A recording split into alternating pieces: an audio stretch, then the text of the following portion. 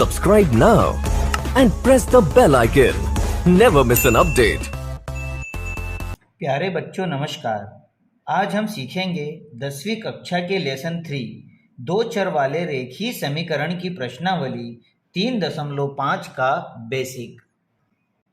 प्यारे बच्चों, पिछली प्रश्नावलियों में हमने दो चर वाले रेखीय समीकरणों को हल करने की विधि, ग्राफिक्स विधि और बीजगणितीय विधियों के बारे में अच्छी तरह सीखा था।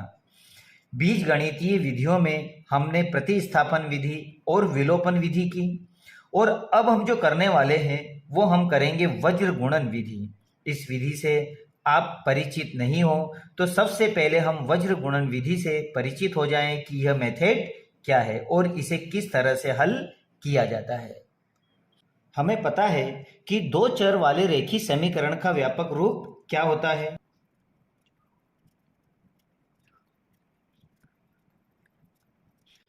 तो वह है हमारे पास a1 x plus b1 y plus c1 equals 0। उसी तरह से a2 x plus b2 y plus c2 बराबर 0।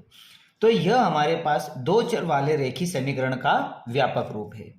और चूंकि हम इस बार दो चर वाले रेखीय समीकरण को वज्र गुणन विधि से करेंगे, तो वज्र का अर्थ ही होता है क्रॉस मल्टीप्लाई, अर्थात इसको क्रॉस मल्टीप्लाई मेथड भी कहा जाता है। आइए बच्चों, वज्र गुणन विधि करने से पूर्व हम इसके सूत्र को समझ लेते हैं कि वज्र गुणन विधि का सूत्र किस तरह से बनता है। तो जिस तरह से मेरे पास a1 a2 b1 b2 और c1 c2 के मान हैं, मैं यहाँ पर सबसे पहले इसे अच्छी तरह से देख ले कि मैं x y और चर पद का मान कैसे निकालता हूँ। तो पहले मैं ले लेता हूँ x, फिर मैं ले लेता हूँ y और अचर पद का 1।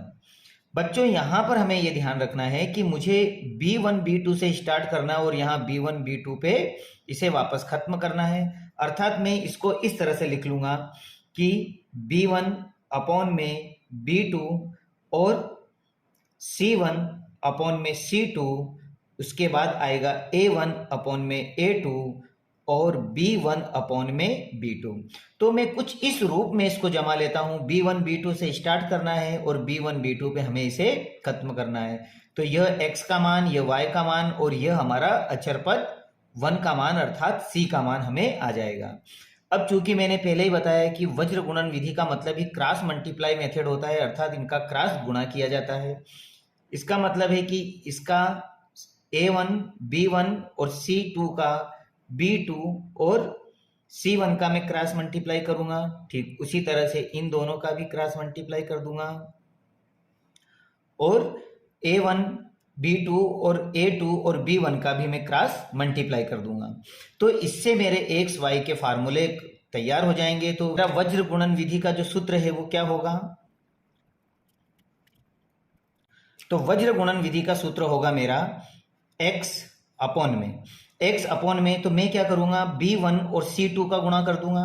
तो मेरे पास में हो जाएगा b1 अपॉन में c2 माइनस, उसी तरह b2 और c1 का गुणा कर देता हूं मैं। तो b1 b2 और c1 यह मेरा x का मान हो गया इक्वल y। अब y में मैं c1 a2 का गुणा कर दूंगा, तो ये हो जाएगा मेरे पास c1 a2 क्रॉस मल्टीप्लाई, उसी तरह से इन दोनों का मल्टीप्लाई कर दो तो ये हो जाएगा आपका c2 a1। ये इनका क्रॉस मल्टीप्लाई हो गया। अब मैं यहाँ पर अचर पद अर्थात एक का मान निकाल लेता हूं। तो यहाँ पर यहाँ a1 और b2 का गुणा कर देता हूं मैं, तो ये हो जाएगा a1 b2 माइनस, उसी तरह से इन दोनों का मल्टीप्लाई कर दो तो ये हो जाएगा a2 b1। तो यह मेरा वज्र गुणन विधि का फार्मूला है। अगर यह फार्मूला याद हो जाए तो बहुत अच्छी बात है, और अगर नहीं हो तो आप इस तरह से इस फार्मूले का निर्माण कर सकते हो, जो बहुत ही इजी तरीके से मैंने आपको सिखाया है। इसे एक बार और देख ले।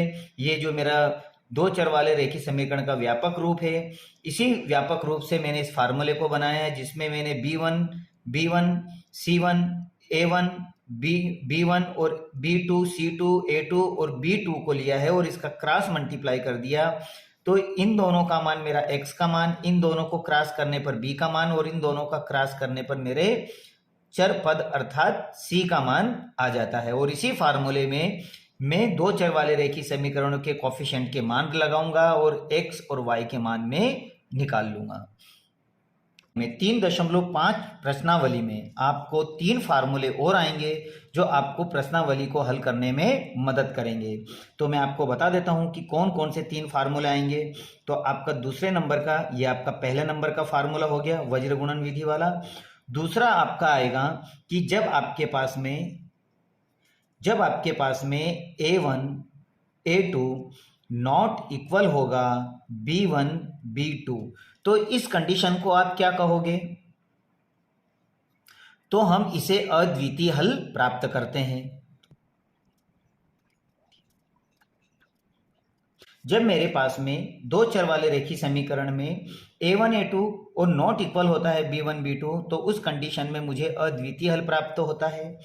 और तीसरे नंबर पे हमारा फार्मूला आ जाएगा कि जब A1 A2 इक्वल होगा B1 B2 लेकिन नॉट इक्वल होगा C1 C2, तो युग्म का हमें कोई हल प्राप्त नहीं होगा। तो जब मेरे पास में कंडीशन बनेगी A1 A2 इक्वल है B1 B2 लेकिन नॉट इक्वल है C1 C2, तो मैं क्या कहूंगा कि युग्म का कोई हल नहीं होगा। और फोर्थ नंबर पे जब आपके पास कंडीशन बनती है कि A1 A2 इक्वल होता है B1 B2 लेकिन नॉट इक्वल होता है C1 C2, तो आप कहते हो कि युग्म का अनंतः अनेक हल होगा।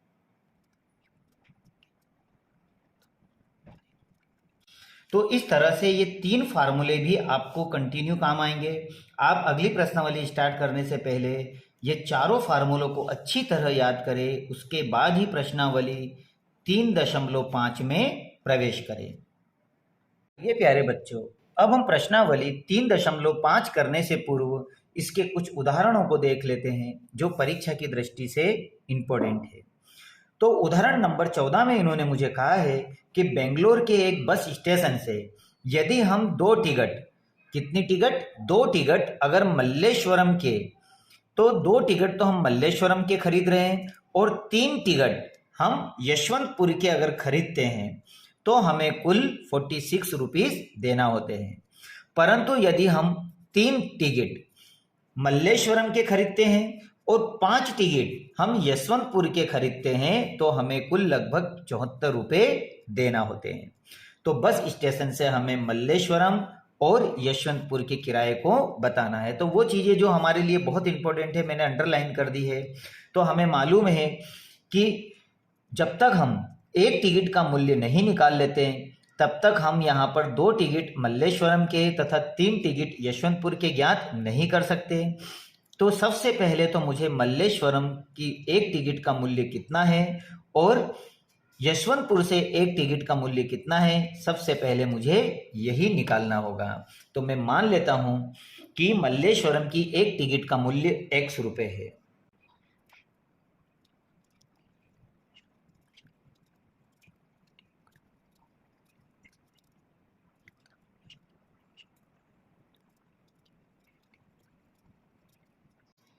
तो बच्चों मैंने मान लिया कि मल्लेश्वरम की एक टिकट का मूल्य x रुपये है और यशवंतपुर की एक टिकट का मूल्य y रुपये है। तो आप क्वेश्चन पढ़कर बड़ी आसानी से इसे प्रश्नानुसार से कर सकते हो। तो प्रश्नानुसार इन्होंने मुझे क्या कहा है? प्रश्नानुसार में उन्होंने ये कहा है कि बेंगलोर के एक बस स्टेशन से यदि हम 2 टिकट मल्लेश्वरम के खरीदते हैं तो अब हमें पता है कि एक टिकट का मूल्य कितना है? x रुपये। तो बच्चों 2 टिकट का मूल्य कितना होगा? तो 2x होगा। उसी तरह से 3 टिकट यशवंतपुर के खरीदे हैं तो एक टिकट का मूल्य y रुपये है तो 3 टिकट का मूल्य कितना हो जाएगा? 3y हो जाएगा। तो इस तरह से मेरी इक्वेशन फर्स्ट बन जाएगी। तो इक्वेशन फर्स्ट के लिए एक टिकट का मूल्य x रुपये है तो बच्चों 2 टिकट का मूल्य कितना हो गया? 2x प्लस उसी तरह से एक टिकट का मूल्य y रुपये है यशवंतपुरम से, तो 3 टिकट का मूल्य कितना हो गया? 3y, और उसे कितने रुपए पे करने पड़ रहे हैं अर्थात देने पड़ रहे हैं, तो 46। तो बहुत आसानी से बन गई मेरी समीकरण नंबर 1। आप क्वेश्चन को पढ़ते जाइए और यहाँ पे करते जाइए, बड़ी आसानी से हमारी इक्वेशन बनेगी। ठीक उसी तरह से दूसरी इक्वेशन भी हम बना लेते हैं।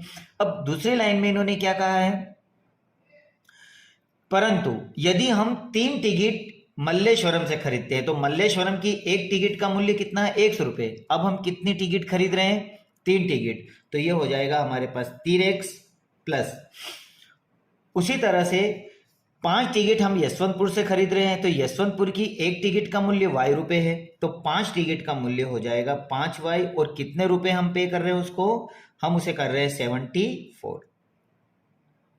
तो इस तरह से आपकी बन जाएगी ये इक्वेशन नंबर 2। तो इक्वेशन 1 और 2 को चूंकि हम क्रॉस मल्टीप्लाई अर्थात वज्र गुणन विधि से करेंगे, तो वज्र गुणन विधि से करने के लिए जो मेरे ये अचर पद है इन्हें मुझे इक्वल के इधर करना होगा। तो मैं अपनी इक्वेशन को ऐसे भी लिख सकता हूं कि 2x प्लस 3y, इसका पक्षांतरण इधर कर दो तो -46, ये आपकी इक्वेशन तैयार हो गई नंबर 1। और उसी तरह से आप इसे ऐसे भी लिख सकते हो कि 3x प्लस 5y, इसका पक्षांतरण इधर करोगे तो -74। तो ये इक्वेशन नंबर 1 और 2 जो वज्र गुणन विधि के लिए तैयार है। अब इसमें हम a1 a2 और b1 b2 के मान निकाल लेते हैं। तो यहां पर देखिए मेरे पास a1 a2 और b1 b2 के मान क्या होंगे, a1 का मान क्या होगा आपके पास 2, b1 का मान क्या होगा आपके पास 3, और c1 का मान आपके पास क्या है -46। उसी तरह a2 का मान है आपके पास 3,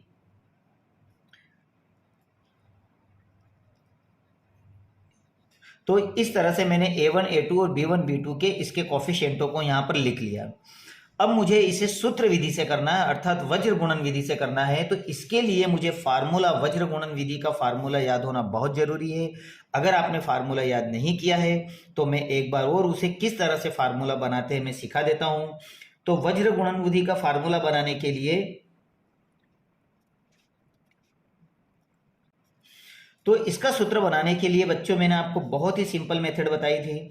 इसके लिए मैंने बताया था कि आपको क्या करना है, x, y और 1, ये तीनों ही पद हमें, पहले हम चर पद ले लेंगे और अचर पद ले लेंगे क्योंकि हमारे यहीं इसी इक्वेशन में है, और b1 से हमें स्टार्ट करना है, b1, b2, b के बाद फिर हमें क्या लिखना है, c1, c2, c के बाद a1, a2, और वापस हमें b1 और b2 पे खत्म करना है। इनका हम क्रॉस मल्टीप्लाई कर देंगे।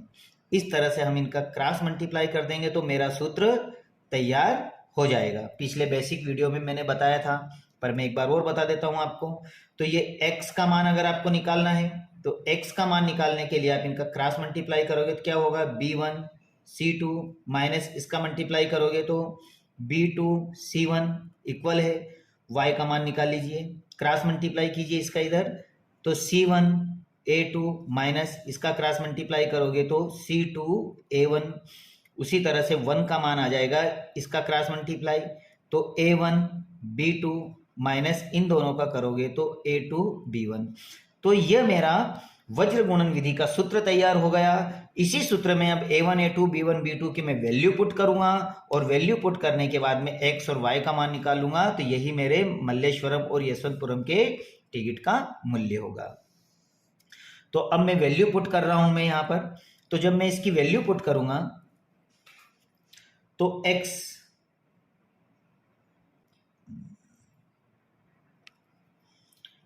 x अपॉन में ए b1। अब बच्चों देखो b1 का मान आपके पास क्या है, 3 है, तो यहाँ 3 लिख दीजिए, फिर यहाँ पे कोई निशानी मतलब मल्टीप्लाई है। c2 का मान बताइए, तो c2 का मान है आपके पास -74, ब्रैकेट बंद, माइनस। उसी तरह से b2 का मान, तो b2 का मान है आपके पास 5, आपने लिखा 5 मल्टीप्लाई c1, तो c1 का मान है आपके पास में -46। ये तो आपने x का मान लगा दिया, अब y का मान लगा दीजिए। तो y के मान में अब देखिए आपके पास c1 आपके पास में क्या है, c1 है आपके पास में -46 मल्टीप्लाई a2 का मान देखिए, तो a2 का मान है आपके पास 3 माइनस C2 का मान है आपके पास 74 मल्टीप्लाई और A1 का मान है आपके पास में 2। अब बड़े आराम से इसकी वैल्यू पुट करना है हमको। अगर हम इसमें थोड़ी सी भी हड़बड़ाहट करते हैं तो इसकी वैल्यू गलत रखा जाती है। A1 का मान क्या है हमारे पास? A1 का मान 2 है। B2 का मान क्या है हमारे पास? तो 5 है, माइनस उसी तरह से A2 का मान क्या है? A2 का मान 3 है, मल्टीप्लाई B1 का मान हमारे पास 3 है। तो इस तरह से मैंने सभी वैल्यू यहां पर इस फार्मूले को देखकर इसमें जमा दिए। अब मैं इसको सॉल्व कर लेता हूं। तो x अपॉन में इन दोनों का जब मल्टीप्लाई करेंगे तो प्लस माइनस यहां हो जाएगा माइनस, और दोनों का मल्टीप्लाई हो जाएगा 2 2 2 और प्लस, इन दोनों का माइनस माइनस प्लस हो जाएगा, इन दोनों का मल्टीप्लाई आएगा हमारे पास 230 बरोबर y अपॉन में इन दोनों का जब मल्टीप्लाई करोगे तो आपके पास में आएगा 138, वो भी प्लस माइनस माइनस 138 और प्लस, क्योंकि माइनस माइनस प्लस हो जाएगा, और इनका मल्टीप्लाई हो जाएगा 148 और अपॉन में इन दोनों का मल्टीप्लाई करोगे तो 5 2 ज़ा 10 और माइनस 3 3 ज़ा 9। अब इनको जब सॉल्व करोगे, जब 222 में से 130 को घटाओगे तो आपके पास बचेगा, प्लस की संख्या बड़ी है इसलिए प्लस 8, और y का मान इन दोनों को आपस में घटाओगे तो प्लस की संख्या बड़ी है तो आपके पास आ जाएगा 10 और इक्वल में 1/1।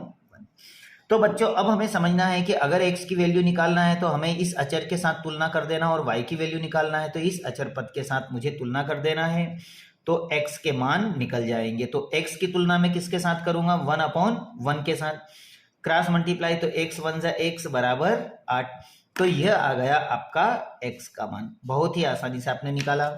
अब आपको निकालना किसका है? y का मान। तो इसकी तुलना इसके साथ कर दीजिए, तो y/10 बरोबर 1/1। जब इसको क्रॉस करोगे तो y बरोबर हो जाएगा 10। तो यह आ गया आपका दूसरा मान। तो आप बड़ी आसानी से इसके उत्तर में लिख सकते हो कि मल्लेश्वरम की एक टिकट का मूल्य 8 रुपये होगा, वहीं पे यशवंतपुरम की एक टिकट का मूल्य 10 होगा।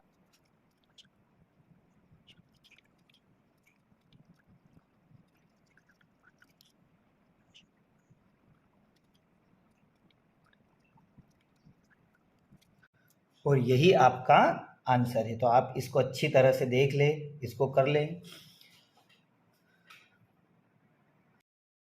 Subscribe now and press the bell icon. Never miss an update.